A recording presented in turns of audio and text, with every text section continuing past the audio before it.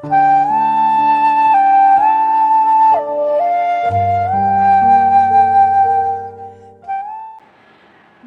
દર્શક મિત્રો, caring for KG to PG માં આપનું હાર્દિક સ્વાગત છે. હું રેખા ઠક્કર.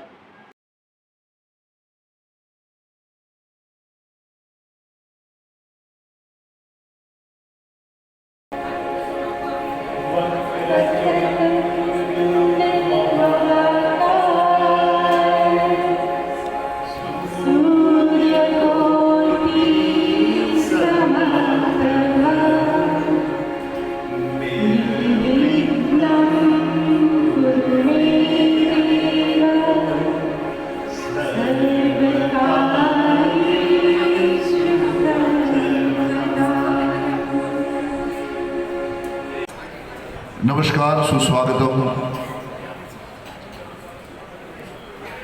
સરસ મજાની સાંજ અને ધીરે ધીરે બધા જ લોકો પધારી રહ્યા છે.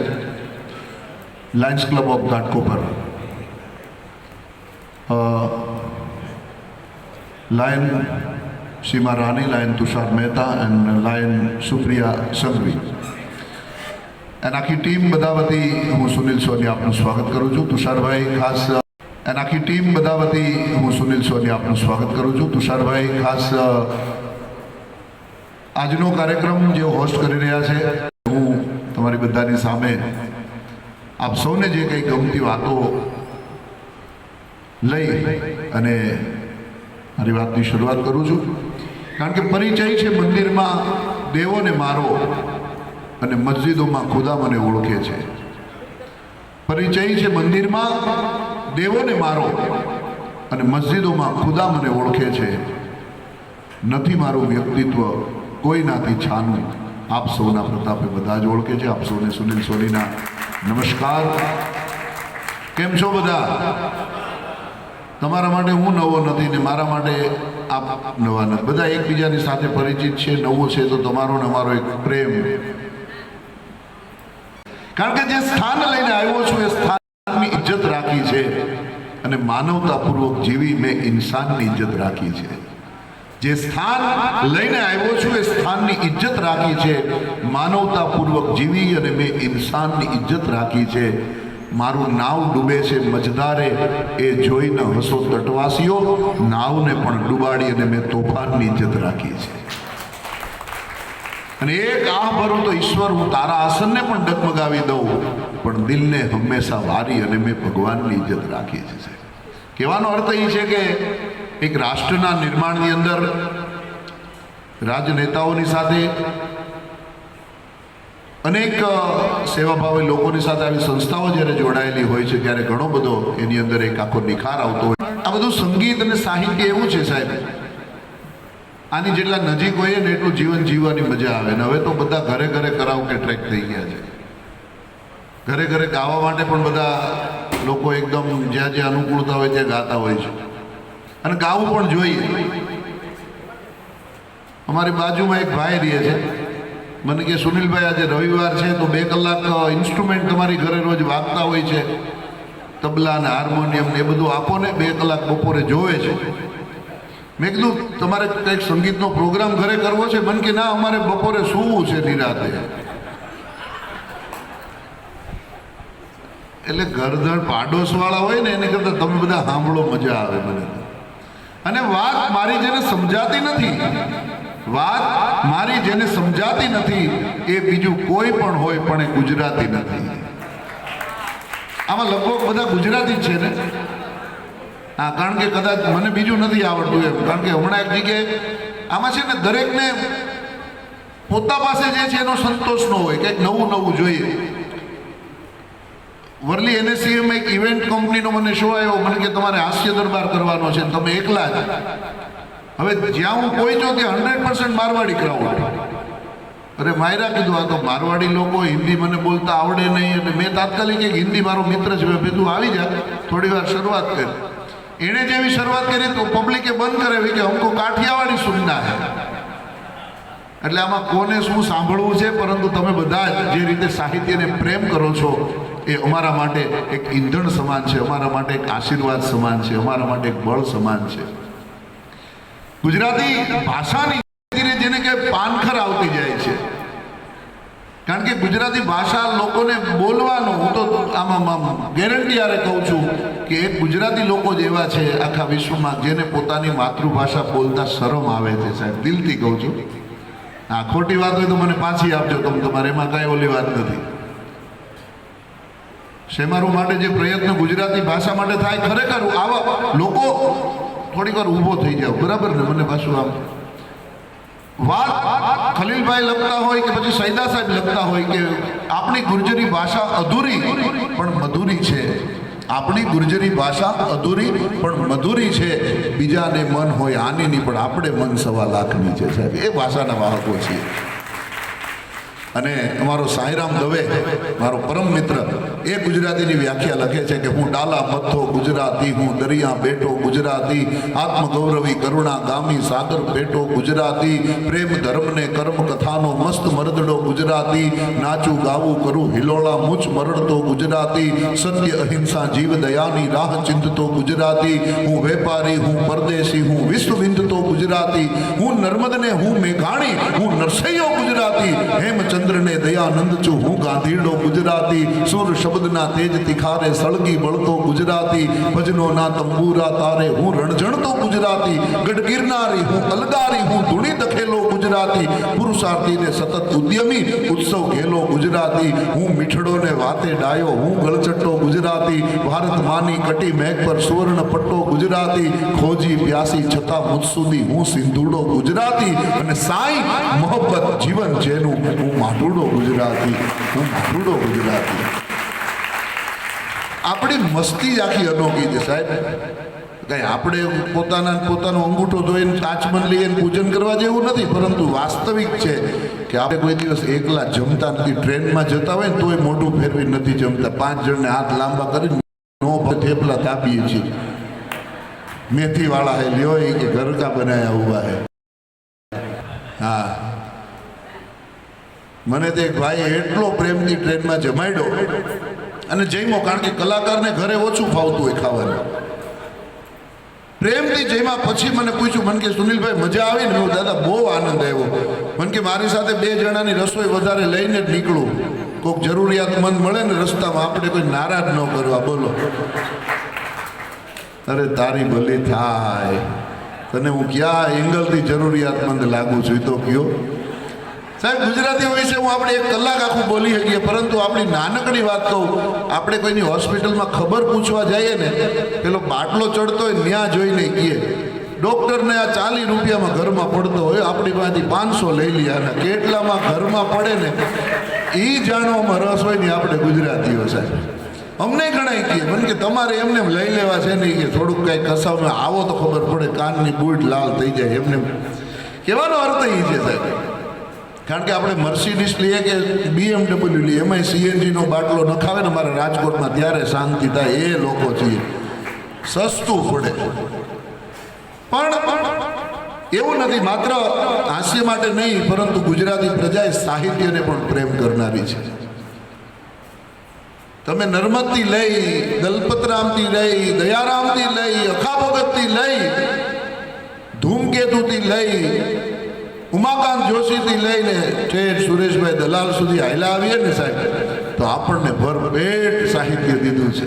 અને આમ તમે લોક સાહિત્યમાં જાઓ તો ઝવેરચંદ મેઘાણીથી લઈ, કવિ દાદથી લઈ, કવિ કાગથી લઈ, અને જ્યારે સાહિત્યના પોટલા જેણે જેણે ઠેલવા છે ને, ત્યારે આ કવિતાઓ અમે બોલી શકીએ છીએ આપની સામે, અને આપ સાંભળો છો, આપ સ્વીકારો છો.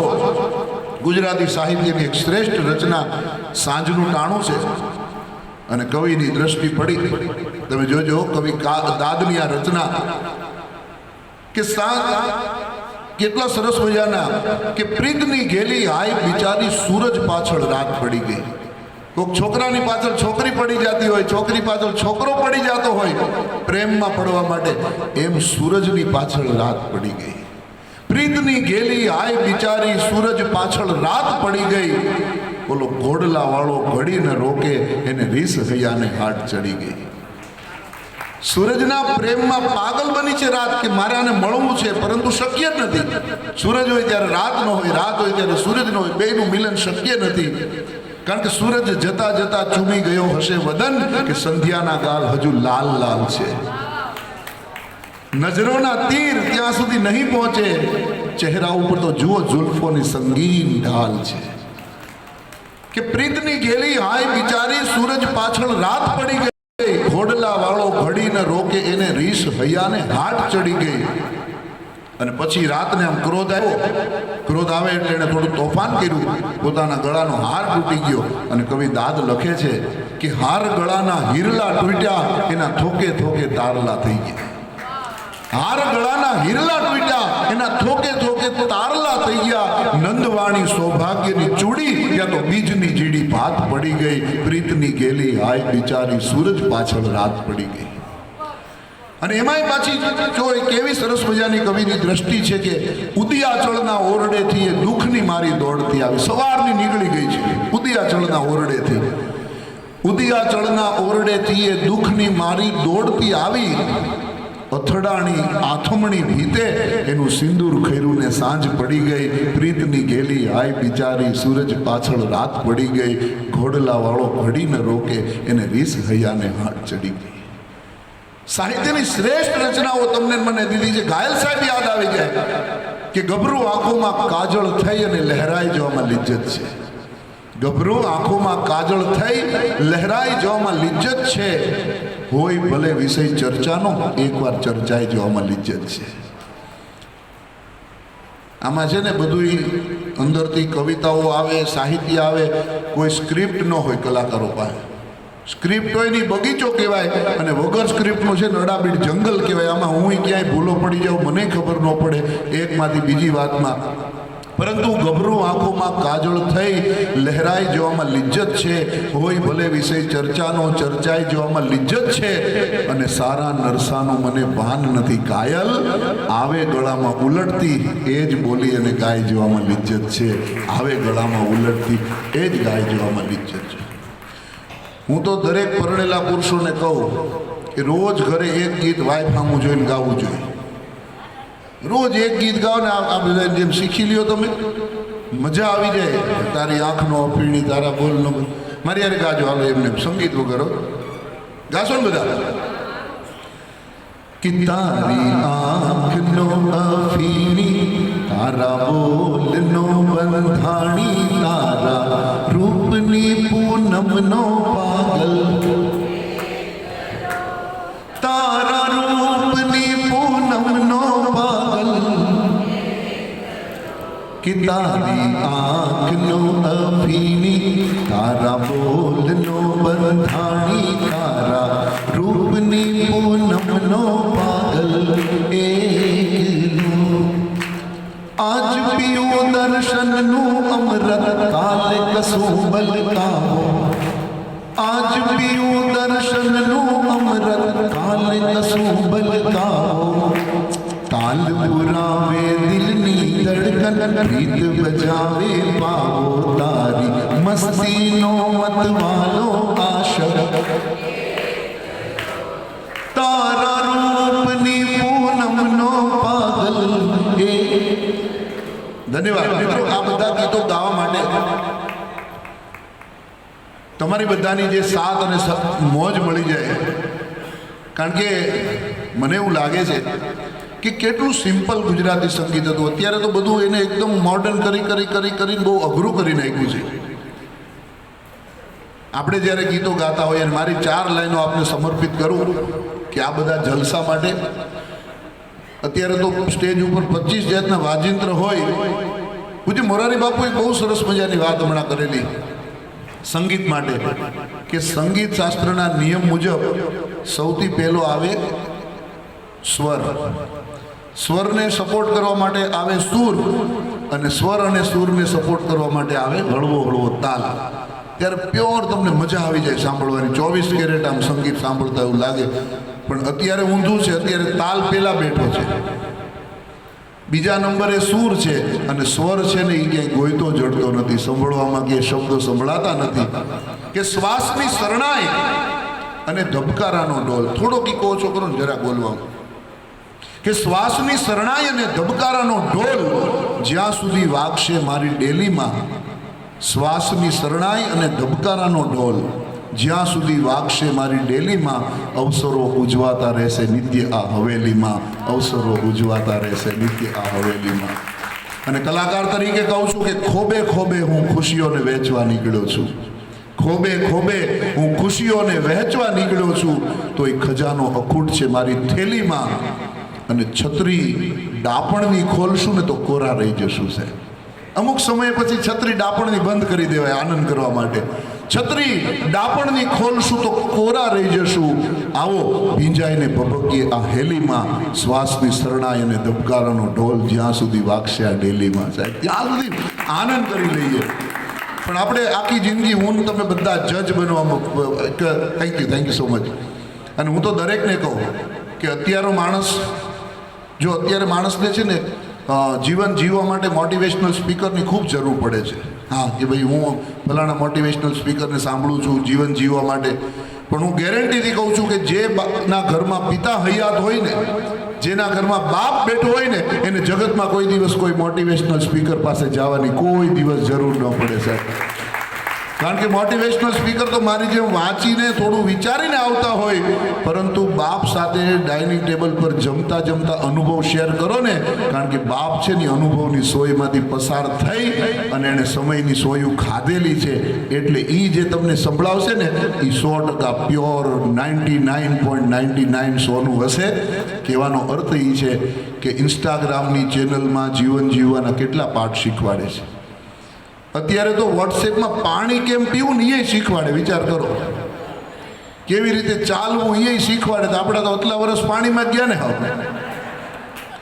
ખોટી વાત છે. નકારાત્મકતા દૂર કરવાના કેટલા ઈલાજ આવે છે. ઘરના ડાબા ખૂણે લક્ષ્મી ચાહીએ તો ઘર કે ડાબે કોને મેં, હિન્દીમાં એવું હોય છે. કપૂર હળગાવાથી લક્ષ્મી આવે. આખા મીઠાના પોતા મારો તો નેગેટિવિટી દૂર થાય. અમુકે તો માણસ જ રાખ્યા, મીઠાના પોતા જ મેરે રાખે. નકારાત્મકતા અહીંયાથી દૂર થાય, પછી ઘરમાંથી દૂર થાય, એની પહેલા મિત્રો ન દૂર થાય. ઘણી વખત એમ કહેતા હોય કે 7 દોડતા ઘોડાના ચિત્ર રાખો તો પૈસા આવે. આ વડીલોને બધાને ખબર છે, માત્ર ઘોડાના ચિત્ર રાખવાથી ન આવે. ઘોડાની જેમ દોડો ને તો જ લક્ષ્મી આવે, બાકી ગમે એટલા ચિત્ર લટકાડો ન આવે. કહેવાનો અર્થ એ છે સાહેબ કે બીજા માટે એક સેટ છે.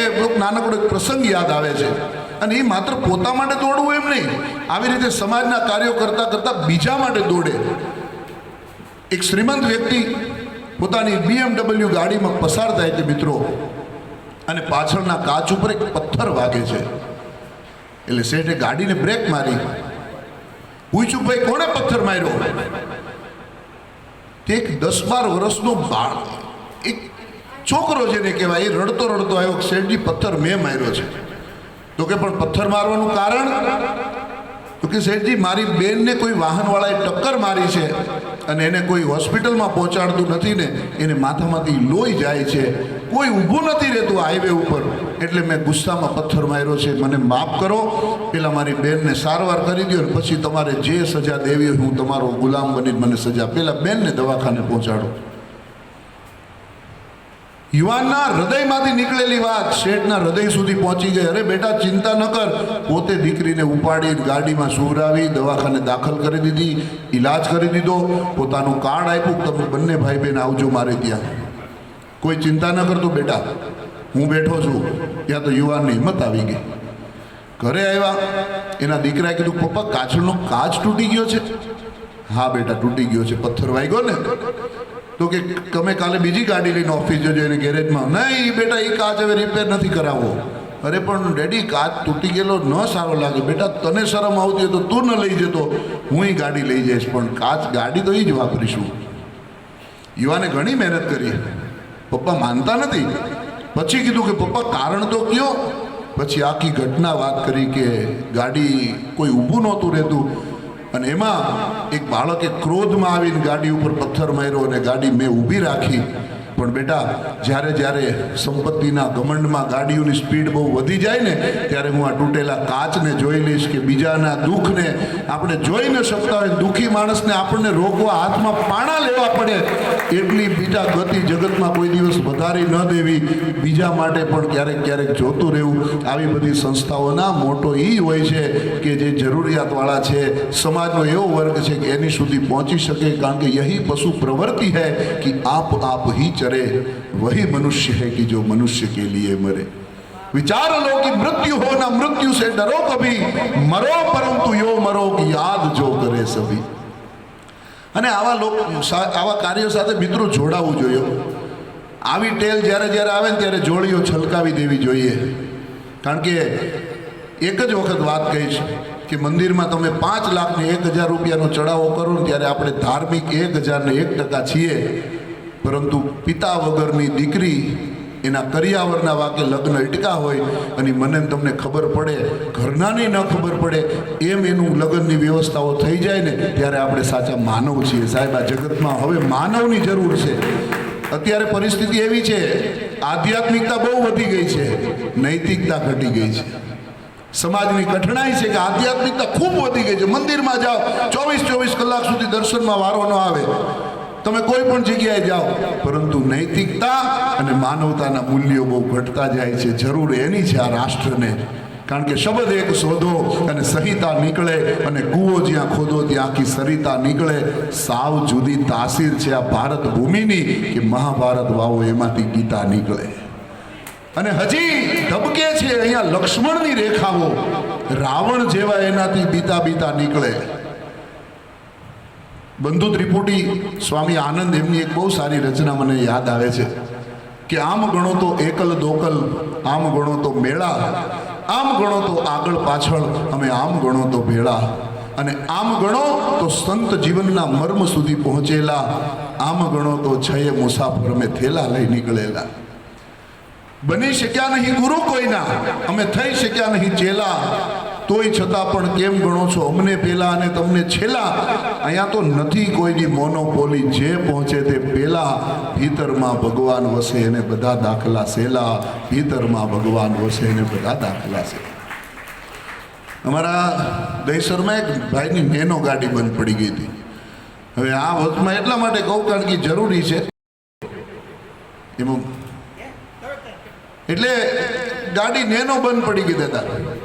હવે એને આમ બોનેટ ખોલીને ઊભો તો વિચાર કરે કે આમાંથી સારું એન્જિન કોક ચોરી ગયું છે. આ નેનો જેને જોઈએ છે એને જ સમજાશે વાત કે આમાંથી એન્જિન કોક ચોરી ગયું છે. ત્યાં મારી જેવો કોઈક બુદ્ધિ વિનાનો ગયો એ કે શું થયું ભાઈ? તો કે આમાંથી એન્જિન કોક કાઢી ગયું લાગે. તો કે મારી ડિક્કીમાં એક એક્સ્ટ્રા પડ્યું છે, તમારે જોતું હોય તો તમે લઈ લ્યો, પછી મને આપી દેજો, તમારું કામ થઈ જાય. એટલે બેમાંથી એકઈને ખબર નહીં મૂળ મુદ્દો શું છે. અને પછી એ ભાઈએ સાહેબ આગળ જઈ અને કે તમે એક કામ કરો, હું આવું ત્યાં કોઈક BMW વાળા સેટ ત્યાંથી નીકળ્યા અને ગાડી ઊભી રાખી, બ્રેક મારી. શું થયું? કે ભાઈ ગાડી બંધ પડી ગઈ છે. ગાડી બંધ પડી ગઈ? કે હા. તો કે ઘડીક મારી ગાડી ભેગી બાંધી દો, હું તમારી ગાડીને પુગાડ દઉં. ઓલો કે ભાઈ BMW થોડી બંધાય પજેરોની પાછળ, ન બંધાય. તો કે નહીં. અને એ ગાડીને બાંધી દીધી અને એ હજી હળવે હળવે BMW જાય ને આગળ એક પજેરોવાળા ભાઈ 180 ઓવરટેક કરીને ગયા. એ આનાથી સહન ન થયું અને લીવર દબાઈ દીધું. સાહેબ, 2 ગાડીની રેસ થઈને વાહે ત્રીજી ગાડી ઉલાળા મારતી મારતી જાતી હતી. ગધેડાને પૂછડે ડબલું બાંધ્યું હોય મને ગમતી એક સરસ મજાની રચના રજૂ કરવું કે ફ્લેવર નોખા, નેચર નોખા, નોખા બંનેના ટેસ્ટ. ફ્લેવર નોખા, નેચર નોખા, નોખા બંનેના ટેસ્ટ. વાલમ મારા નોર્થ, હું સાઉથ, એ ઈસ્ટ હું વેસ્ટ. અને અલગ અલગ ફિલ્ડના બંને માસ્ટર, ક્યારેક એકબીજાના હરીફ. અલગ અલગ ફિલ્ડના બંને માસ્ટર, ક્યારેક એકબીજાના હરીફ. હું શોપિંગની બ્રાન્ડ એમ્બેસેડર, તો એ એન્ટી શોપિંગના ચીફ. અને મારા કામનું યાદ રાખવામાં કાયમ એનો રેકોર્ડ છે 0. મારા કામનું યાદ રાખવામાં કાયમ એનો રેકોર્ડ છે 0. હું શકુંતલમની નાયિકા અને વાલમ ગજનીના હીરો. અને છેલ્લે સરસ લખે છે કે વાલમ ઘરના પ્રાઇમ મિનિસ્ટર, હું વિરોધ પક્ષની નેતા. વાલમ ઘરના પ્રાઇમ મિનિસ્ટર, હું વિરોધ પક્ષની નેતા, બાળકો કાયમ ભારતની બિચારી પ્રજા બનીને રહેતા. અને ફ્લેવર નોખા, નેચર નોખા, તો એ કોમ્બિનેશન છે શ્રેષ્ઠ. ફ્લેવર નોખા, નેચર નોખા, તો એ કોમ્બિનેશન છે શ્રેષ્ઠ. મારી અને વાલમની જોડી એટલે જાણે જલેબી ગાંઠિયાની પ્લેટ, વાલુની જોડી એટલે એના વગર ચાલે નહીં. કવિ સરસ મજાના મુકેશ જોશી તો લખે છે કે સાજન મારો સપના જોતો અને હું સાજનને જોતી. સાજન મારો સપના જોતો, હું સાજનને જોતી. બટન ટાંકવા બેઠી હતી, મેં ટાંકી દીધું મોતી. માણસે દાંપત્ય જીવનમાં હળવા હળવા રહેવા છે ને. અત્યારના ખરેખર બે જ વ્યક્તિઓ સુખી છે, પરણેલા બહેનો ને કુંવારા ભાઈઓ. ખોટી વાત છે? હું તો કોઈ દિવસ બહેનો વિશે વધારે વાત કરતો નથી, કારણ કે આપણે જેના વગર ચાલે નહીં એની વાત ન કરાય. આપણને સારી ચા બનાવતા નથી આવડતી. આવડે છે? પાણી ભરતા નથી આવડતું. વોર્ડરોબમાંથી, કબાટમાંથી, થપ્પીમાંથી એક શર્ટ કાઢતા નથી આવડતું. એક કાઢવામાં બીજા 4 વીખી નાખીએ છીએ સાહેબ. પણ બહુ સારી આપણી કુટુંબ વ્યવસ્થા છે. એક ભાઈની ઘરે ટેબલ ઉપર જમવા બેઠો હતો, એટલે એના ધર્મપત્ની રોટલી પીરસવા આવ્યા તો રોટલીના નાના નાના ટુકડા કરીને પીરસી ગયા. હું તો આમ ગળગળો થઈ ગયો. મેં કીધું તારે રોટલી ભાંગવી નથી પડતી, કેટલી કાળજી કરે. તે એ રોવા માંડ્યો. મને કે સુનિલભાઈ ને ગોળ વણતા નથી આવડતી ને એટલે બટકા કરીને દઈ જાય. મને કે એની આબરૂ આમ રાખો ભલા માણા. મને કે મારી આંખમાં જળજળી આવી જાય. હો, કેવો કંટાળ્યો હોય છે, વિચાર તો કરો સાહેબ. પેલા આપણે ત્યાં રિવાજ હતો, નવા નવા લગ્ન થાય ને, અને હવે તો યુટ્યુબમાં બધી રેસીપી આવી જાય. પહેલાં લાપસી બનાવતા શીખવાડતા દીકરીને. લાપસીમાં પારંગત હોય ને સમજી લેવું બધી રસોઈમાં પારંગત હોય. પણ અત્યારે તો યુટ્યુબ ચાલુ કરે, શીરો બનાવવો હોય તો ગેસ પ્રગટાવો ને એની માથે તપેલી મૂકો ને ફલાણું મૂકો ને એને 4 આટા મારો. ગેસને મૂકો ને એના આટા 4 ફરતા મેરે નથી મારવા. પણ કારણ કે આ બધું તો કોઠાસૂજ છે સાહેબ. અને પુરુષના હૃદયમાં પહોંચવાનો રસ્તો એના પેટમાંથી જતો હોય છે, આવું આપણા કવિઓ સાહિત્યકારો કહે છે. પણ હું તો દરેકને કહું છું બહેનો. હમણાં એક ભાઈના એની વાઈફનો બર્થડે હતો, તો કે હાલ તને ડાર્લિંગ ગિફ્ટ આપું. ડીમાર્ટમાં લઈ ગયું. એ કે અહીંયા શું લેવાનું? તો કે લઈ લે 25 કિલો બાસમતી ચોખા લઈ લે, 20 કિલો સાકર લઈ લે, તેલના 3 ડબ્બા લઈ લે. પણ કે મારે આ ગિફ્ટ આપવાની? તો કે તારે જ વાપરવાનું છે ને, હું તો બનાવી થોડુંક ખાઈશ, બાકી તારા માટે છે બધી 6 મહિનાની વસ્તુ. પુરુષ હૃદયના ભોળા છે એટલે આવી રીતની વાત કરી શકતા હોય છે. જોઈ લે, ન્યા ઠેઠ કરંટ લાગ્યો આમથી. પણ મને એક ગમ્યું હો, આ બાજુ આદમીને બેહેડા ને આ બાજુ બહેનોને બેહેડા. એટલે કદાચ કપલમાં આવ્યો હોય તો ઓલો દાંત કાઢી શકે ખરો એમ. નહીં તો બાજુ બેઠા ને તો કોણી મારીને બંધ કરાવે. કોઈ દાંત કાઢે તમે એકલા ઠીઠી કરી રાખો છો. એને હકે દાંત નથી કાઢવા દેતા સાહેબ. કહેવાનો અર્થ એ છે. અને અમે તો આ મારી સત્ય અનુભવ કહું, લોકડાઉનની અંદર તમે બધાએ જલસા કર્યા છે, કલાકારોએ નકરું ભોગવ્યું હતું. એવી કષ્ટી ઓનલાઈન જ પ્રોગ્રામ નકરા કર્યા હતા. અને આમ હજી કેમેરામાં ગીત ચાલુ કરીએ, ગાવાનું ચાલુ કરીએ ને ત્યાં ઘરવાળા એમ કે પગ નીચે લ્યો તો કબાટમાંથી ફલાણું કાઢવું. ચાલુ પ્રોગ્રામમાં હક નહોતા લેવા દેતા. પરંતુ કહેવાની વાત એ છે કે આપણે 3 દિવસ ખાલી કપડાં ધોયા, વાસણ ઉટકાતા ને તો 4 ફેસબુકમાં મૂકવા માંડ્યા હતા, ફોટા પાડીને. બહેનોએ આખી જિંદગી કર્યું તોય કોઈ દિવસ એને બતાવતા નથી. કારણ કે નારી નમાવે દેવને, નારી અપાવે રાજ, નારી કુશળ સંસારમાં. મારી ચેનલના વિડીયો પસંદ પડે તો લાઈક કરજો, શેર કરજો, બેલ આઇકન દબાવીને ચેનલને સબસ્ક્રાઈબ કરો, જેથી મારો વિડીયો તમારા સુધી સૌથી પહેલાં પહોંચાડી શકું. મારી ચેનલને લગતા કોઈ ફીડબેક હોય તો તમે કમેન્ટ કરીને જરૂર જણાવો. ધન્યવાદ. જય શ્રી કૃષ્ણ, જય જીનેન્દ્ર.